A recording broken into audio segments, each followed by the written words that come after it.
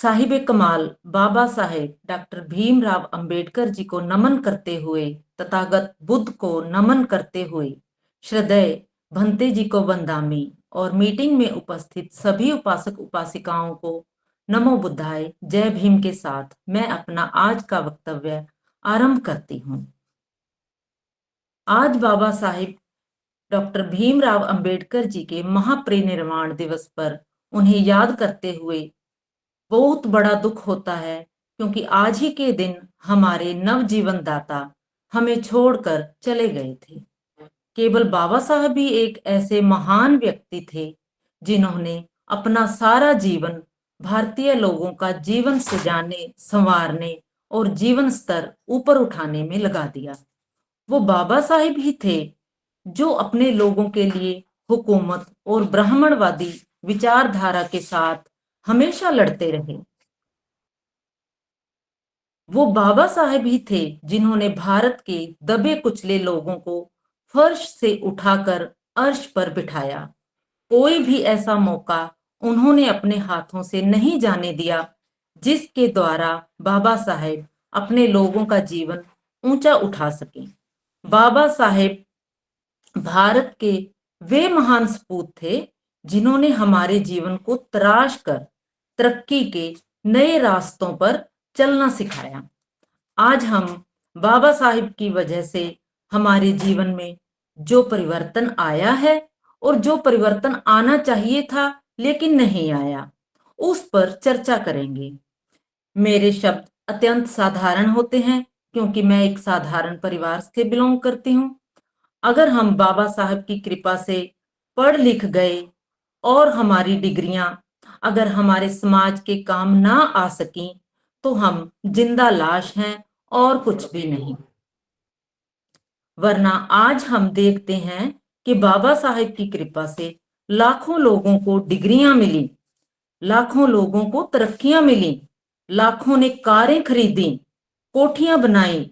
हमारे बच्चे जिनकी कोई परछाई तक सहन नहीं कर सकता था, आज वो बच्चे टाई लगाकर मोटरसाइकिल पर बैठकर स्कूलों कॉलेजों में पढ़ने जाते हैं।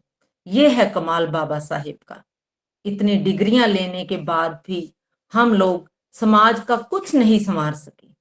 अगर हमारी डिग्रियां सिर्फ हमारे पेट की भूख मिटाने के लिए ही हों, अगर हमारी डिग्रियां अपने कच्चे घर को पक्का करने के लिए ही रह जाएं, अगर हमारी डिग्रियां हमारी कारें या मोटरसाइकिल के लिए ही रह जाएं, तो हमारे जैसा निकम्मा इंसान और कोई भी नहीं हो सकता। साथियों, ये जीवन हमें दोबारा नहीं मिलेगा। इंसान एक बार ही जन्म लेता है और एक बार मरता है, फिर इस धरती पर दोबारा नहीं आता। इसलिए हमें अपने जीवन को बाबा साहब द्वारा बताए गए मार्ग पर लेकर जाना चाहिए।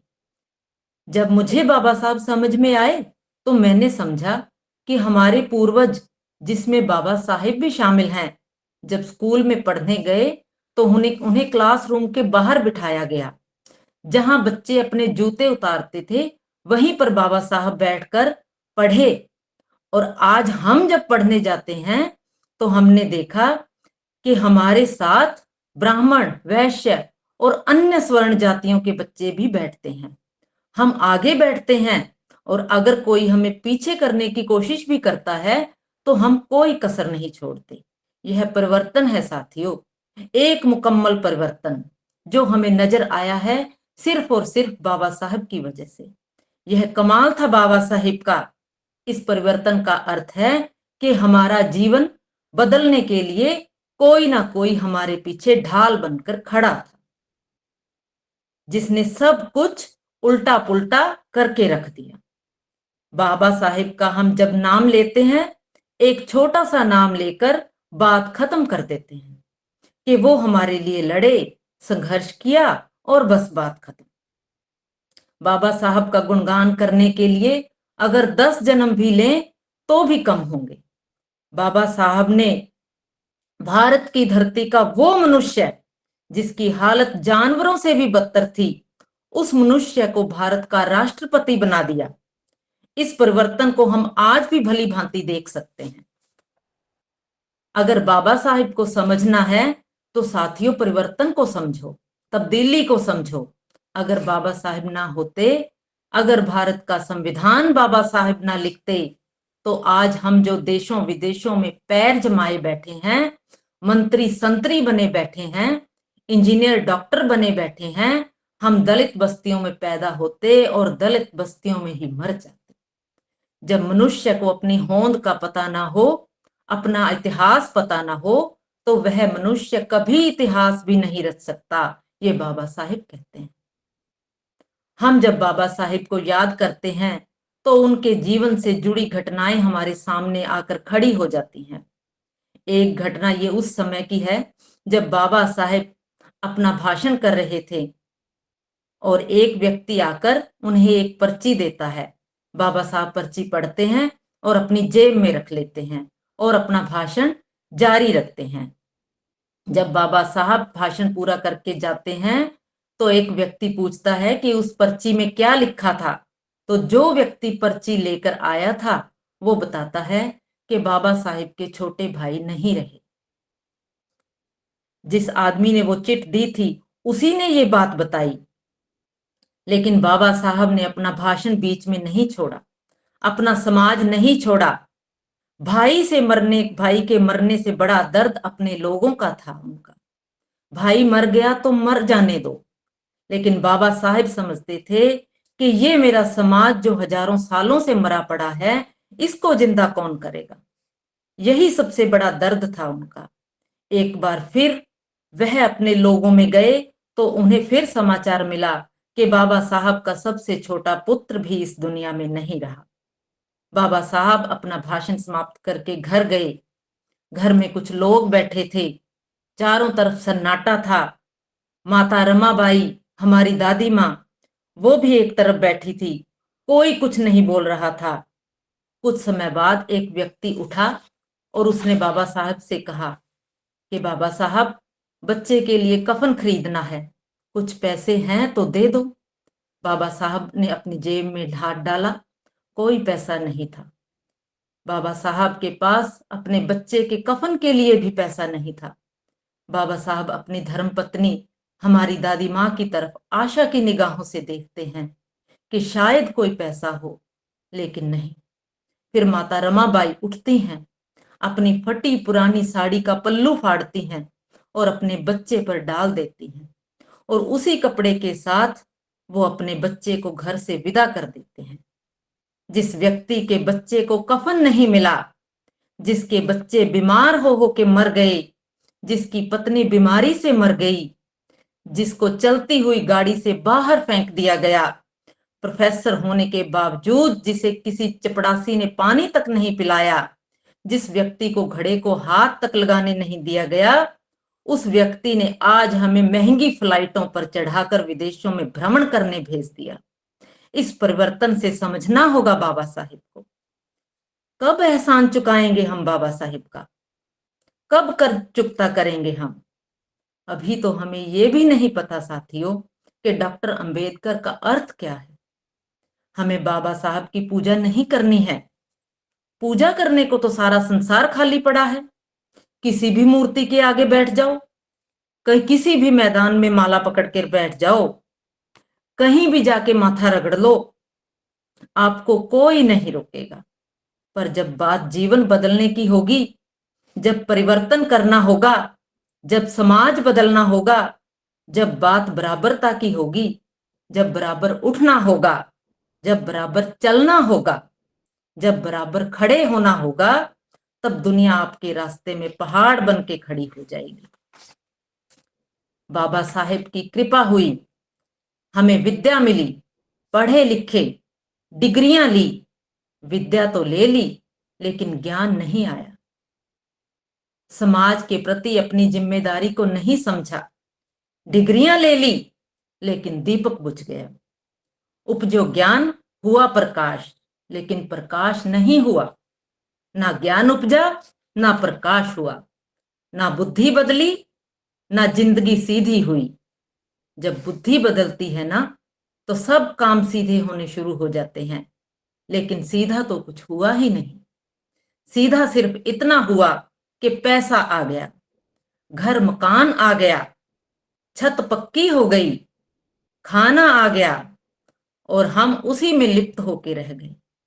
समाज के प्रति अपनी जिम्मेदारी, बाबा साहेब का मिशन सब भूल गए। और जिस दलित बस्ती ने हम जन्मे थे, वो दलित बस्ती वहीं की वहीं रह गई।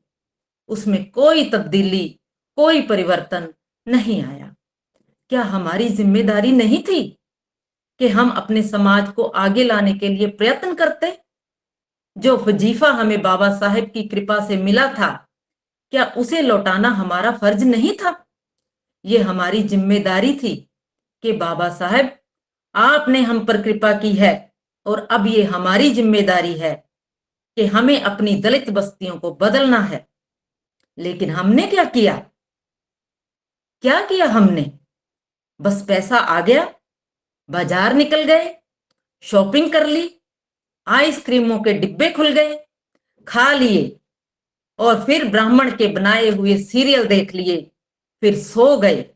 सुबह उठे, दही के साथ परांठे खाए, कॉफी पी, डकार मारे, और मोटरसाइकिल उठाया और अपने अपने कामों पर निकल गए। ना हमें समाज याद है, ना बाबा साहेब। जब हम खुद नहीं बदले तो समाज का क्या बदलेंगे? साथियों, आज मैं ये संदेश देना चाहती हूं कि वे बाबा साहेब जो हमारा जीवन बदलने के लिए लगे रहे और उनके खुद के बच्चों को कफन तक नहीं मिला, उनके बच्चे हैं हम। उनकी बदौलत आप और हम यहां तक हैं। अगर अभी भी हम नहीं उठेंगे, नहीं जागेंगे, बुद्धि से काम नहीं लेंगे, बुद्ध नहीं होंगे, तो अब हमें बदलने के लिए कोई नहीं आएगा। हमें बदलने के लिए खुद ही जागना पड़ेगा। अब कोई बाबा साहेब हम जगाने के लिए नहीं आएंगे, हमें खुद ही यत्न करने पड़ेंगे। ये जो मैं बोल रही हूं, ये भी एक यत्न ही है। हमारी हर रोज की गूगल मीट भी एक यत्न ही है। बदला हुआ मनुष्य और मलिन बुद्धि के मनुष्य में आदमी और पशु जितना अंतर है। बाबा साहिब ने, तथागत बुद्ध ने हमें बुद्धि दी है।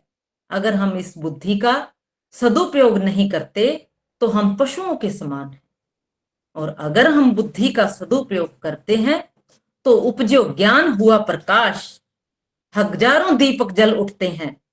जब तक मनुष्य के दिमाग में इतिहास नहीं, तब तक बुद्धि काम नहीं करती, और जब तक बुद्धि काम नहीं करती, तब तक उसकी मति मलिन हुई रहती है। हजारों साल तक ब्राह्मण ने हमें बुद्धिहीन बनाए रखा। बुद्धिहीन बनाने के तरीके क्या थे?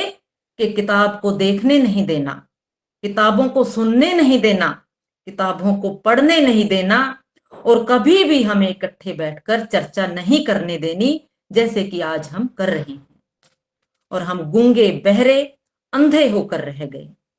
बाबा साहिब कहते हैं कि अगर ब्राह्मण हंसता है तो आप रोना शुरू कर दो, क्योंकि आप पर कोई ना कोई मुसीबत आने वाली है। अगर ब्राह्मण रोता है तो आप हंसना शुरू करें, क्योंकि समझो कि आपकी मुसीबत टल गई। सो मेरे साथियों, बाबा साहब ने हमें जीना सिखाया। हमारे मुर्दा शरीर में प्राण फूंके हैं। 26 जनवरी 1950 के बाद हम बोलने ही नहीं, गरजने लगे हैं। हम गुलामों से मालिक बने हैं। ये बाबा साहेब सबकी बदौलत है। ये उनके परिवर्तन का असर है साथियों। जय भीम बोलेंगे तो अपना खाएंगे, झूठ नहीं खाएंगे। जय भीम बोलेंगे तो स्कूल जाएंगे। जय भीम बोलेंगे तो यूनिवर्सिटी जाएंगे। जय भीम बोलेंगे तो झोंपड़ियों में से आईएएस पैदा होंगे। जय भीम बोलेंगे तो प्रोफेसर, डॉक्टर बनेंगे, तहसीलदार बनेंगे। जब ये सब बनते हैं तो घर में खाना बनता है, कारों में घूमते हैं, महंगा जीवन जीते हैं। बाबा साहिब ने हमारे सारे रास्ते खोल दिए। बाबा साहिब ने कहा कि हम इंजीनियर बनेंगे, हम डॉक्टर बनेंगे, हम मंत्री बनेंगे, हम राष्ट्रपति बनेंगे। बाबा साहिब ने संविधान में हमारे सारे रास्ते खोल दिए। हमें इन रास्तों पे चलना है और चलते हुए अपने समाज को भी साथ लेकर चलना है।